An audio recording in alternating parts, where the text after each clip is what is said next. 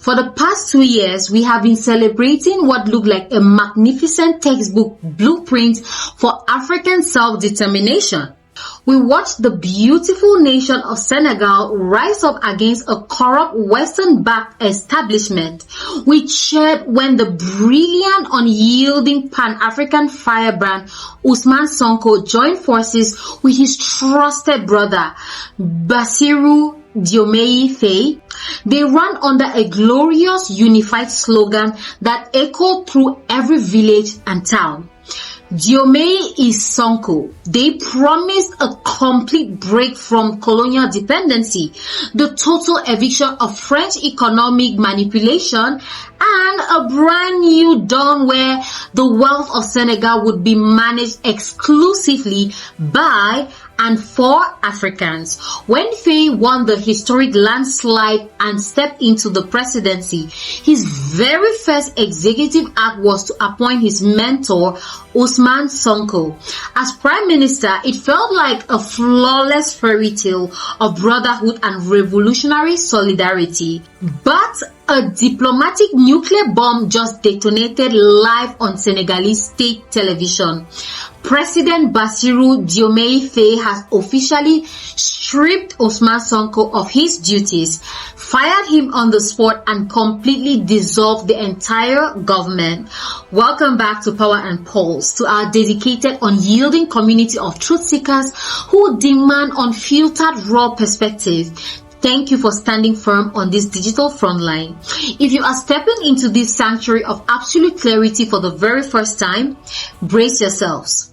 We do not read from approved neo-colonial scripts, and we absolutely do not coddle leaders who stumble when the global power starts squeezing their arms. We perform deep analysis on global policy to show you exactly how the elite try to sabotage our continental awakening. The streets of Dakar are absolutely boiling right now. Disaffected youths, students, and working class citizens are pouring out into their public squares, setting up blockades and making their voices echo across the Atlantic. They are looking at this shocking betrayal and saying, no way. We do not vote for a puppet master. We voted for a total systemic emancipation, and we are standing firmly behind Ousmane Sonko. How did we get here? How did an unbreakable brotherhood dissolve into a toxic zero-sum civil war? Is President Faye quietly sliding directly into the pockets of the old empire, ready to welcome back the exact French influence they spent years fighting to expel? Stay with me until the absolute final second of this documentary, because we are going to look at the secret financial traps hidden within Senegal's debt profile, expose the classic smear campaign used to neutralize true patriots, and reveal the dangerous corporate chessboard currently operating behind the palace walls. Hit that subscribe button and also smash the like button, and let's dive right into the raw truth.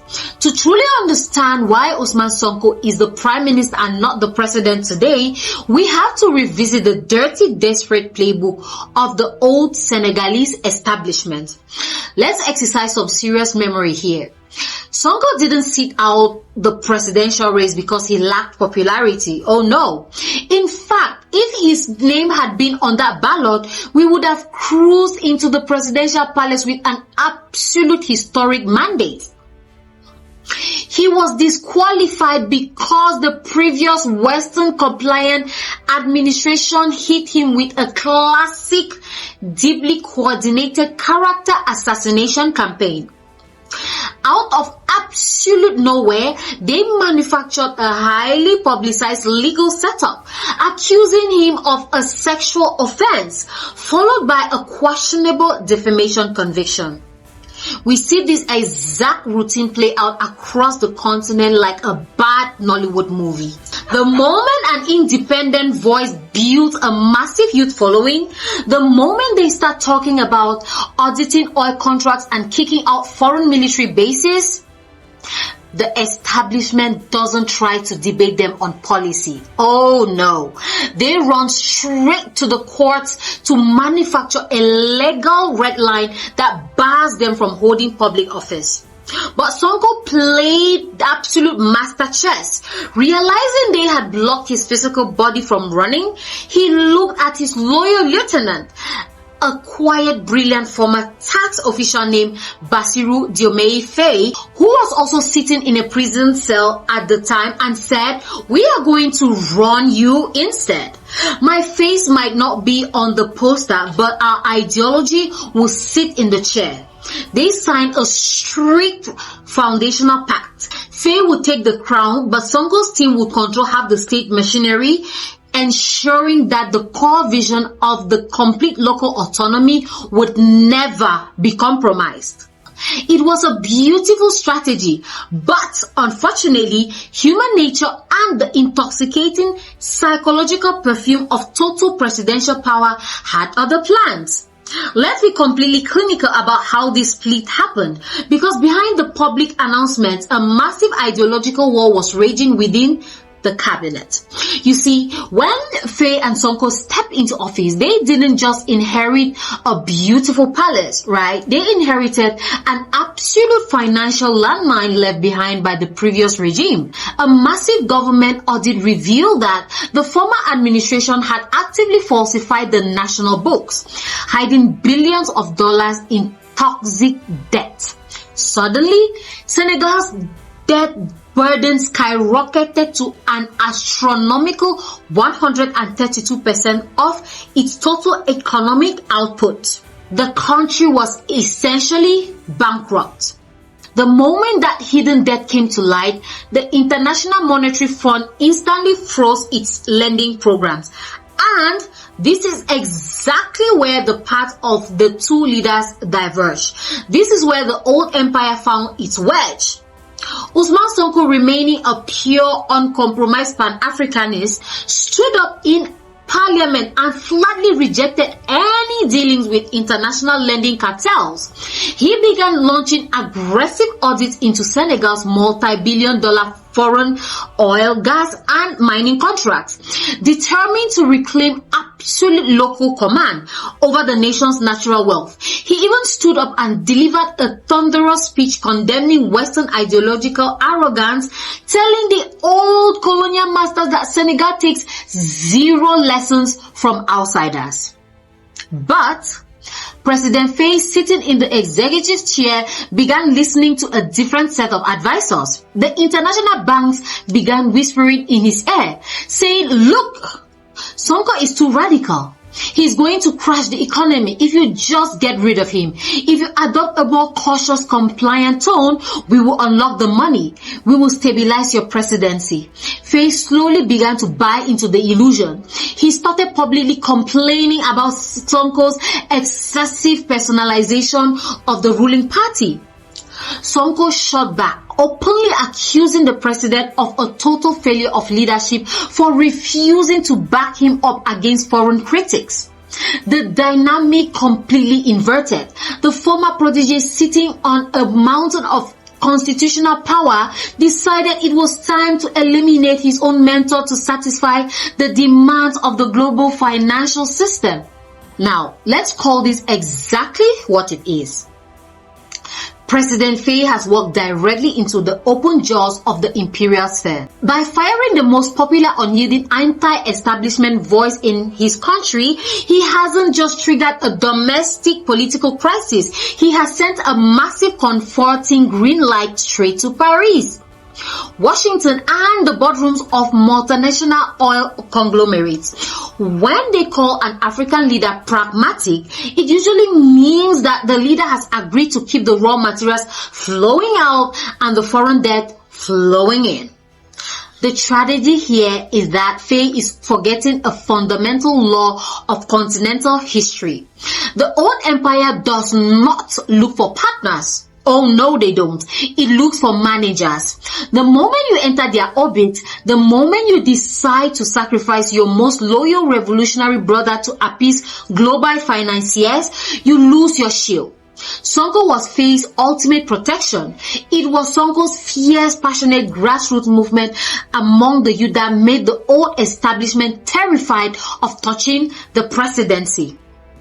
So, by cutting off his own right hand, Faye has made himself completely isolated, vulnerable, and utterly dependent on the very global forces that went to ensure Senegal never achieves authentic industrial self-reliance.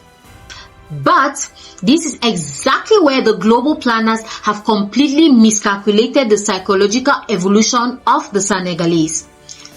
They think this is just a standard old school palace coup where one politician replaces another and the population stays quiet at home. They forget that the youth of Dakar did not risk their lives in the streets just to watch a new person sign the exact same old IMF agreements. The National Assembly recently passed a landmark electoral reform that clears the path for Ousmane Sonko to run for the presidency directly into the cycle. Faye thought that by dissolving the cabinet, he was ending Sonko's political life. Instead, he has completely liberated him from the messy day-to-day failures of an economy drowning in hidden debt. Sonko can now step back into his natural, highly effective role as the absolute leader of the uncompromised opposition, carried on the shoulders of millions of furious, conscious citizens. When the presidential decree was read on a state television declaring that Ousmane Sonko was no longer the prime minister, Sonko didn't panic. He didn't issue a frantic, fearful statement. No, he didn't. He went straight to his digital platforms and wrote a beautiful, calm, defiant message. Alhamdulillah. Tonight, I will sleep with a light heart. This is the calm of a man who knows that true authority does not come from a stamped piece of paper inside a presidential office. True authority is forged in the unbreakable covenant you hold with the ordinary people who build the nation every single day. President Faye may hold the keys to the state palace for now, but he does not hold the soul of Senegal. The fire of total continental awakening has already escaped the laboratory, and no presidential decree, no Western loan agreement, and no corporate manipulation can ever put it out. The masses are fully awake. They are tracking every single backsliding move, and they are ready to ensure that the destiny of their nation remains firmly in African hands.